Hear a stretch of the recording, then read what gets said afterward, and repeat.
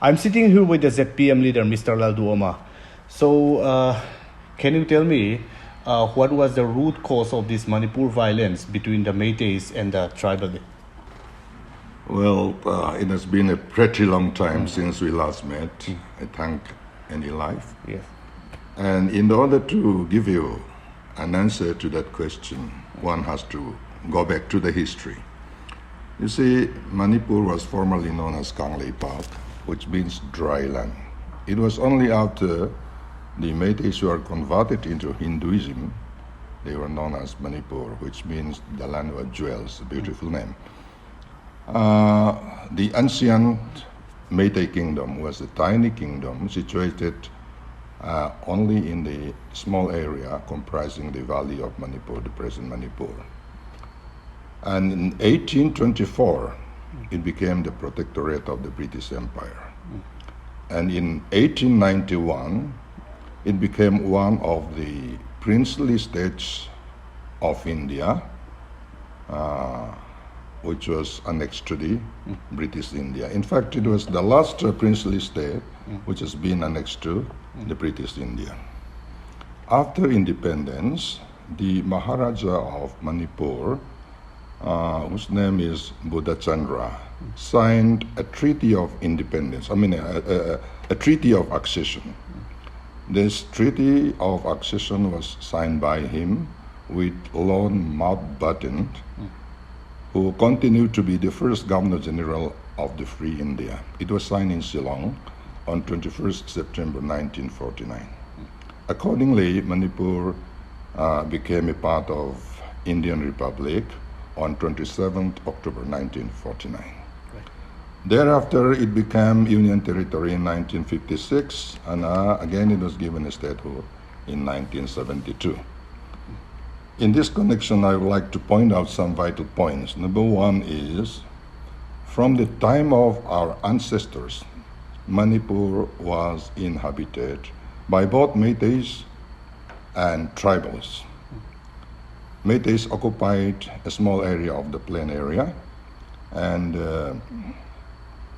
tribals live in the hills area. And Métis never occupied the hill area so far, even till today. And there has been a record in the history that some battles had been taken place between the Maharaja of Manipur and the Mizo chiefs. And number two, which I would like to point out, is the area covered by the Treaty of Accession signed by the Maharaja of Manipur never comprised any part of the hill area. And in fact, hill area has never been under the jurisdiction of the Maharaja of Manipur. The hills were occupied by the tribals, having their own chiefs in each village, independent villages. They were just like a Greek city-state. Unfortunately, when Manipur became Union Territory in 1956, all the areas in the hills were also included into the state of Manipur.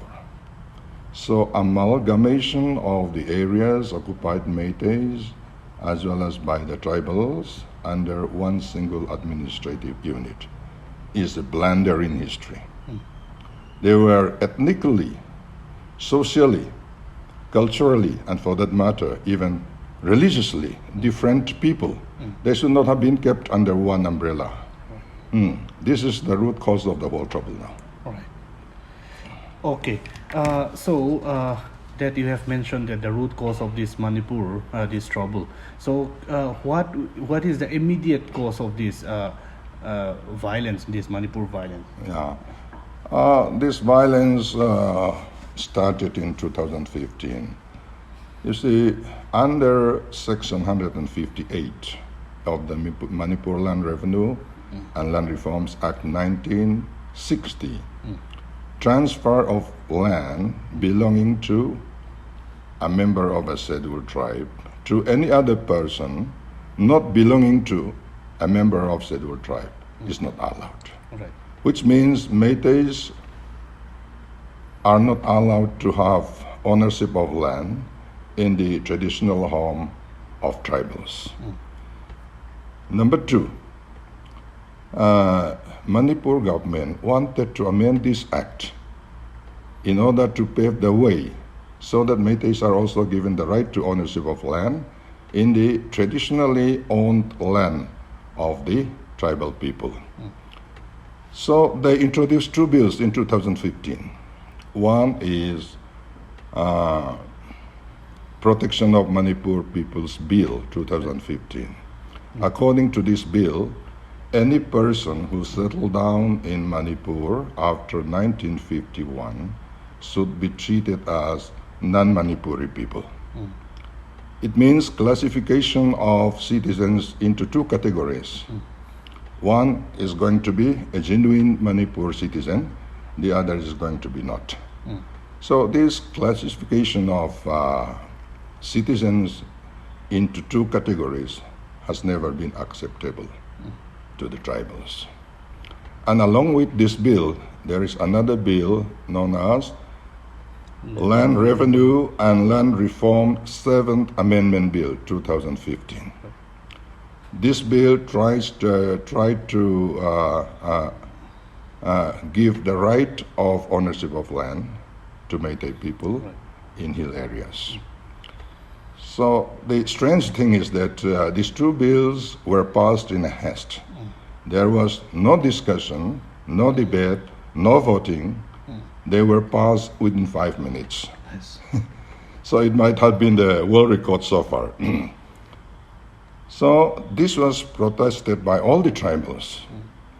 And I also had gone there to support this movement. I had participated personally in the peace procession between Imphal and Churachandpur.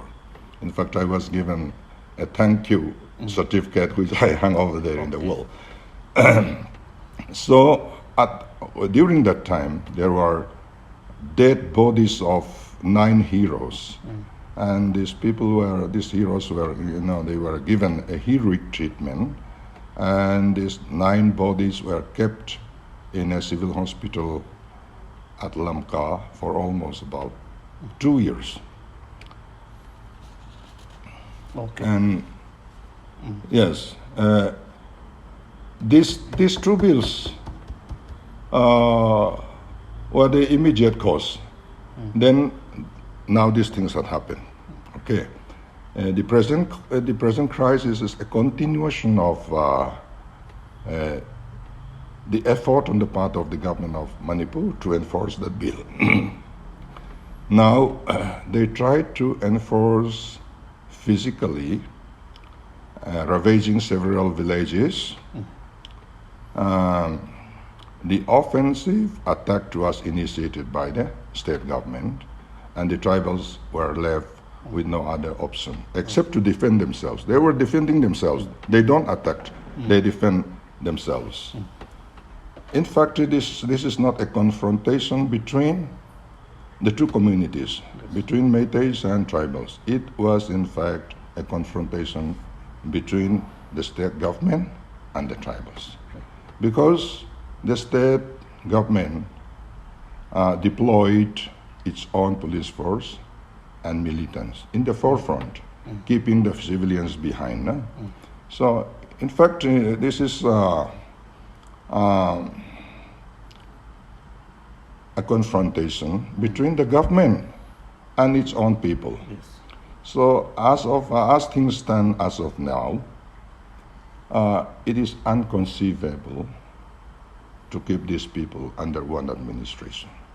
They are now demanding for a separate administration, and for that my party supported them, and we are in favor of giving them a separate administration. Yes, okay, yes. There has been many sayings regarding this ZOE unifications and this separate administration, and even this Greater Mizoram also been talked. And nationalists who is being claimed themselves by the MNF party. So what do you have to say on this? Again, I would like to go back to the history. 131 years ago, after the British subdued all these territories under their jurisdiction, there was a meeting in Calcutta, at Fort William, Calcutta, on 29 January 1890. It was known as Chin-Lusai Conference. This conference recognized the Zhou ethnic people as a different people. They should not be placed under the administration of Burma. They should not be placed under the administration of India. There has to be a separate administrative unit for them. That was the decision of the meeting. Had it been implemented, all the Zhou people living now in Manipur, Tripura, Bangladesh, and Myanmar should have been under one administration. Unfortunately, due to the policy of divide and rule by the British, we are now divided into three. Some are in India, some are in Bangladesh, some are in Myanmar. So the vision and dream of my party is there will come one day will come, when all the Zhou people were put under one administrative unit. This is our vision. And then regarding the Greater Mizoram, I don't want to use Greater Mizoram. I would like to prefer to use reunification of Zhou people. Yes. Under Article 3 of the Indian Constitution, this is possible. It is permissible. Let me read out. Article 3 of the Indian Constitution. Parliament may by law form a new state by separation of territory from any state, or by uniting two or more states or parts of states, or by uniting any territory to a part of any state, increase the area of any state, diminish the area of any state, alter the boundaries of any state, alter the name of any state. So Article 3 has already provided the solution of this problem. This Article 3 has been used so many times. New states, new union territories were born, and so many times state boundaries were changed. So these people are brothers and sisters who are living in Manipur. If they decided to join us, we are most welcome. It will not be a Greater Mizoram, but it will be a reunification. And as far as that nationalism is concerned, nationalism is not a private property of MNF party. There has been so many heroes, fighters who had given their lives in order to defend the territory of our forefathers. They were martyrs, and they are nationalists. So we have so many nationalists, even before the existence of MNF party. So this is not a private property of MNF party. Nationalism is a property of all the Zhou people, and it will remain in our minds forever, from generation to generation. This is our dream. It will never die. Okay. So in these upcoming elections, do you think that this Zhou unifications will be the main agenda of this? Do you think this Zhou unification will be the main agenda in this upcoming election? It may be to some extent, Yes. not much. Do you think that you will see the people's trust this time? Yeah, it is the victory of the people, as we have seen in my constituency when we have the by-election. Yes. The number of the membership in our party is very small, Yes. but still we won. The total votes of all the contestants was less than my vote. Yes. So again, it happened in Lunglei Municipal Council election. Again, it happened in the local election here in the very constituency of the Chief Minister himself. Yes. Yes. So money power has been defeated 2-3 times. Yes. So money power will not be having much a role in this coming election. So we are very optimistic. Okay. Who will be a main opposition this time? MNF, because it's like a football match. Yes. We have won the semi-final. Right. We have played semi-final with Congress. We have defeated them. Now we are going to have a final game with MNF. Okay, that now that you are say that you will you are confident in these upcoming elections. So, in case if there is a need of this post-poll alliance, like which party, this MNF, Congress, or the BJP? You see, in the post-election era, one cannot become a pick and choose. Yes. It depends on convenience. But I don't think there would be such situation. It has never been in Mizoram, unless there was a coalition, pre-election coalition. It has never been happened in Mizoram. So if we are to form a government, we'll form by ourselves with adequate stability. Okay.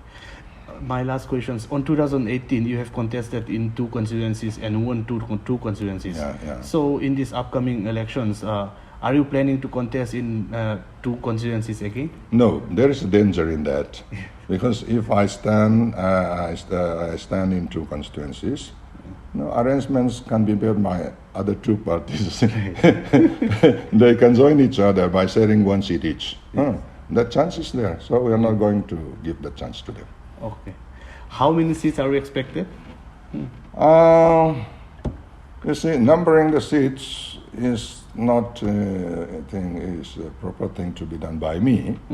That according to the report so far, if we have been doing the campaign in a scientific manner, we have a grassroots level training in all the units in the state. Right. So we know each family whether they are going to vote this or that party.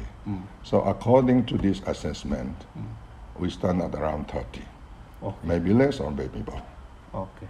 Thank you so much, sir. Thank you.